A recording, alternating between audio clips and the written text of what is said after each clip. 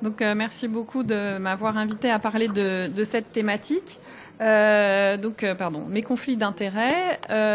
Quelques mots sur l'émergence de certaines infections fongiques. Il y a pas mal de choses récentes qui font un peu modifier l'épidémiologie de ces infections. D'abord, il y a pas mal de nouvelles molécules qui sont disponibles et qui font que ça change, en particulier les anti-TNF avec l'émergence d'infections à champignons dimorphiques et puis les toutes dernières molécules où on est en train de se rendre compte, même s'il n'y a encore pas grand-chose de publié, mais je vous invite à être très vigilant de la survenue d'infections fongiques sous ibrutinib. Et puis les patients immunodéprimés voyagent et donc on voit aussi d'autres infections apparaître. Les éléments très importants en hémato, c'est qu'il y a eu les larges prophylaxies antifongiques avec maintenant une couverture antifilamenteux avec la prophylaxie par le posaconazole qui change aussi les choses.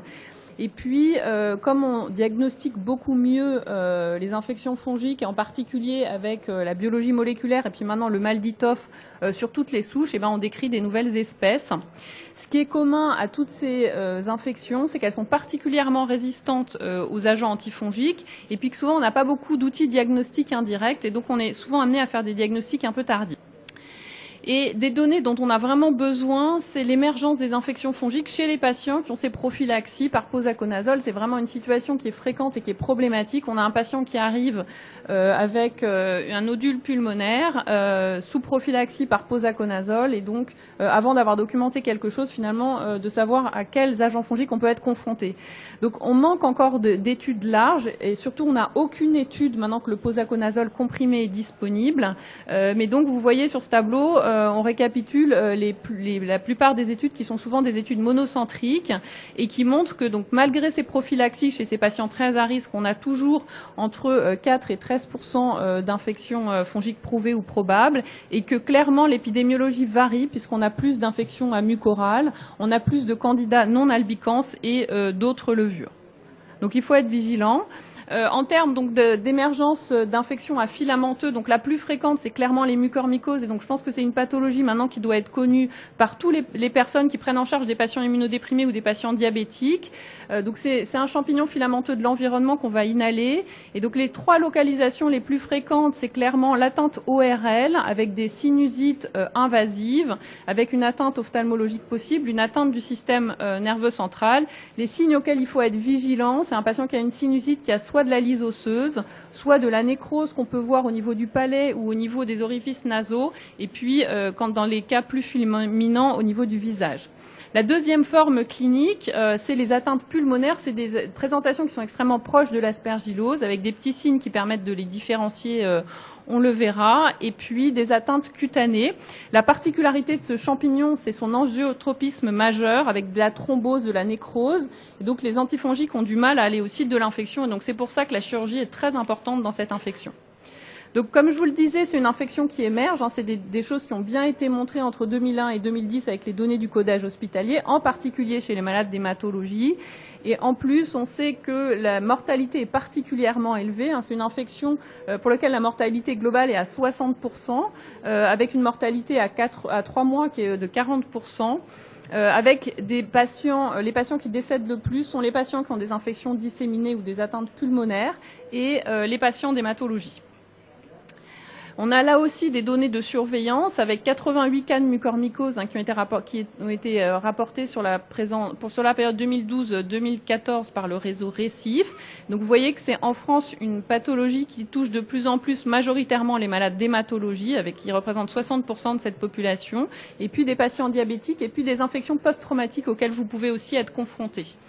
En termes d'espèces fongiques, on voit une corrélation importante dans cette base de données entre le type d'espèce de mucorale et la mortalité, avec certaines espèces comme Rhizopus microsporus, Rhizomucor pusillus et Mucor circinelloides, qui sont des espèces particulièrement associées à une mortalité très élevée.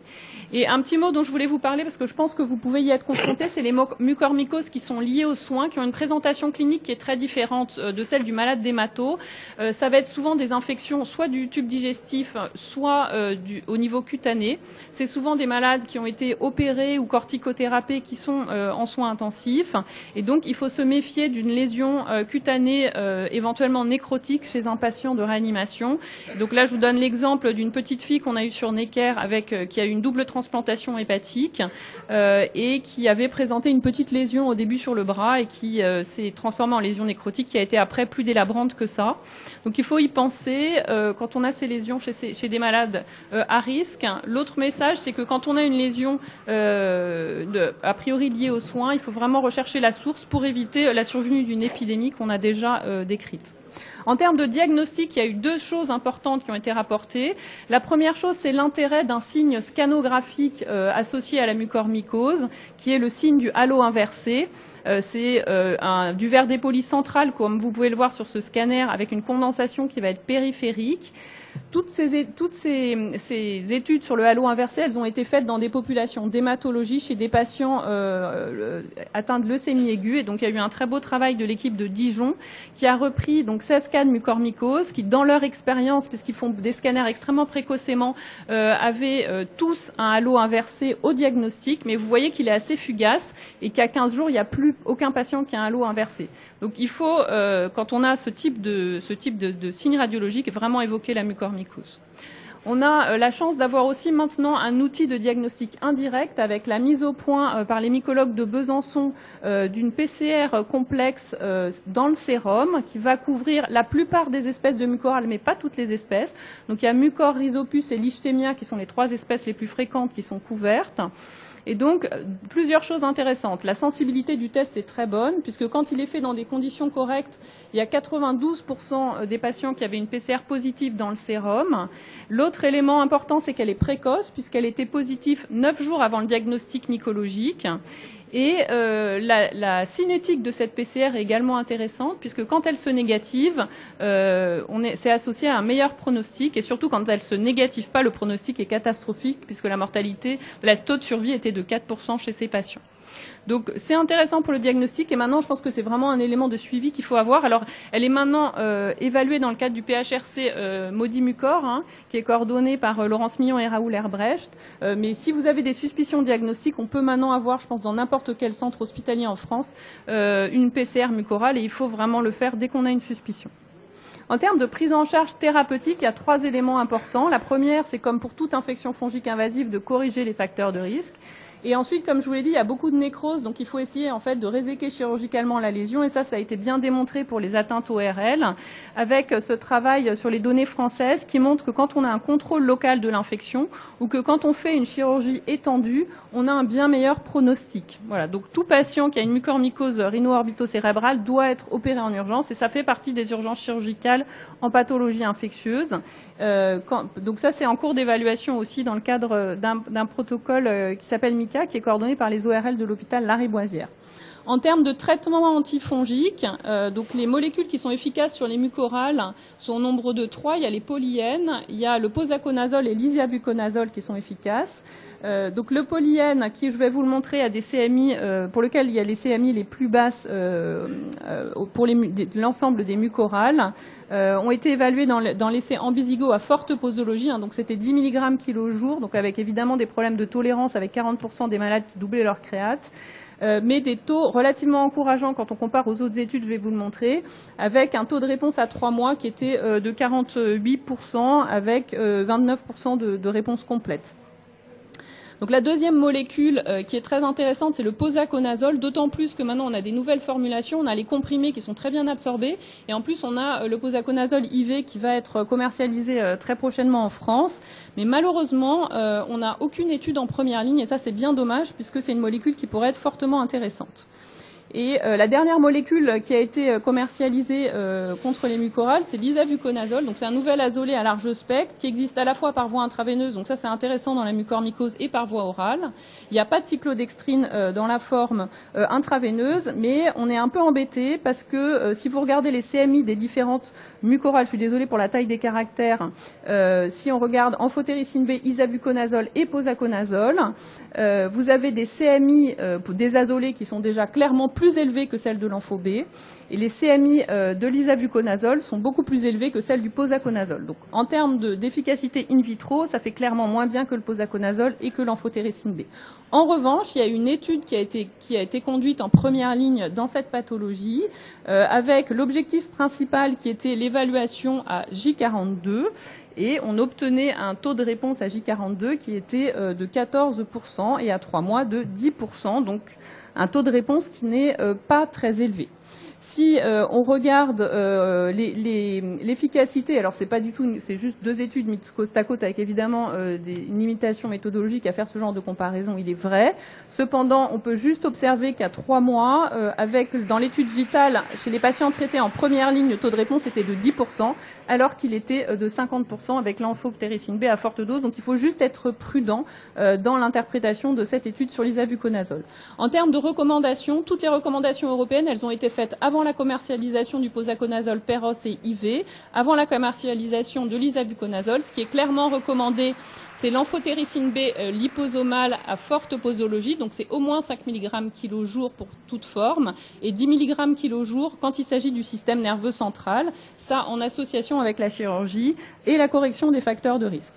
Et donc, c'est clair que maintenant, il va falloir placer l'isavuconazole. Pour l'instant, l'AMM de l'isavuconazole, c'est en cas d'intolérance ou d'échec de l'amphotéricine B liposomale. Et la place du posaconazole comprimé IV, elle reste à définir. Voilà, donc il y a des recommandations qui vont être probablement débutées cette année au niveau européen. Je vais maintenant vous dire un mot des autres infections fongiques à filamenteux émergents, qui sont d'abord la fusariose. La fusariose, on la voit émerger et c'est très net dans d'autres pays comme le Brésil et le sud des États-Unis. C'est une infection fongique qui survient quasiment exclusivement chez les malades d'hématologie. Les portes d'entrée, c'est respiratoire, et il faut savoir que c'est très classiquement aussi, ça a été bien décrit maintenant, cutané. Donc on peut avoir, à partir d'un onyxis ou d'un périonyxis ou d'un intertrigo à fusarium chez un malade d'hémato, une fusariose invasive. Donc il faut prendre en compte ces petites lésions chez ces malades en termes de prévention. En termes de présentation clinique, c'est de la fièvre, de la pneumopathie et des lésions cutanées secondaires nécrotiques. Donc les lésions cutanées nécrotiques secondaires chez un malade d'hémato, ça doit faire évoquer en premier lieu une fusariose. En termes de diagnostic, il y a l'antigène galactomannan qui est positif et la plupart des malades ont des hémocultures qui sont positives. En termes de survie, il y a une évolution favorable de la survie depuis la disponibilité du voriconazole. C'est un champignon qui est très résistant aux antifongiques, qui a des CMI qui sont élevés au voriconazole, qui est pourtant l'antifongique recommandé. Donc s'il vous plaît, quand on vous rend un antifongigramme de fusarium, ne le prenez pas en compte pour décider de votre traitement antifongique. Le pronostic, il est associé au fait de ne pas avoir de corticoïdes, de ne pas avoir de traitement par polyène et de recouvrer ces polynucléaires neutrophiles. Donc en termes de recommandations, c'est voriconazole en première ligne, la discussion de la chirurgie quand c'est possible et la correction de la neutropénie dans la mesure où c'est possible. Comme c'est un champignon qui est résistant aux antifongiques, il est recommandé que les résiduels de voriconazole soient particulièrement élevés sans qu'il y ait aucune étude sur les cut-off. On recommande plutôt d'avoir quand même des résiduels de voriconazole à 3,5 plutôt qu'à 1 pour ces infections. Un tout petit mot du cédosporium, donc c'est des infections à champignons filamenteux. Il y a le complexe cédosporium apiospermum et un autre genre qui est cédosporium prolificans, qui s'appelle maintenant l'Omanthospora prolificans. Ce qu'il faut que vous ayez en tête, c'est que l'Omanthospora prolificans est souvent associé à des hémocultures positives aux patients d'hématologie et est archi-résistant aux antifongiques. Là, il faut en revanche prendre en compte les résultats de l'antifongigramme pour décider du traitement qui restera le voriconazole, plus ou moins une association avec la terbinafine si la pathologie le pathogène est un Lomentospora prolificans. Vous avez là l'exemple d'un patient qui a fait une infection récemment à Lomentospora prolificans qui est passé par la réanimation. Donc c'est un patient qui avait une leucémie aiguë, qui avait une petite lésion nécrotique. La biopsie, c'était du Pseudosporium ou Lomentospora prolificans. Il en avait au niveau du système nerveux central, au niveau pulmonaire, au niveau hépatosplénique. Et donc le traitement a été voriconazole et terbinafine et on a fini par faire des transfusions de globules blancs. Voilà, donc donc les infections fongiques émergentes, donc c'est important qu'il y ait une surveillance des infections fongiques pour pouvoir décrire celles qui émergent. Il y en a qui émergent parce que les terrains sont modifiés, qu'il y a des modes de prophylaxie qui ont beaucoup changé. Il faut vraiment essayer d'avoir la souche, le pathogène au site de l'infection pour pouvoir les décrire. Et vous voyez que si on a un antigène galactomannan, ça va dans le sang, ça peut tout de même être une fusariose. Et pour la prise en charge, il faut faire des études parce qu'il n'y a pas de données. C'est des espèces qui sont résistantes. La chirurgie a souvent sa place dans ces infections où les antifongiques sont peu actifs et donc il faut aussi essayer de contrôler le terrain. Pour ce qui est des nouvelles molécules, la bonne nouvelle c'est qu'il y a des nouvelles molécules ou des nouvelles formulations, mais il va falloir les placer dans ces infections. Je vous remercie pour votre attention.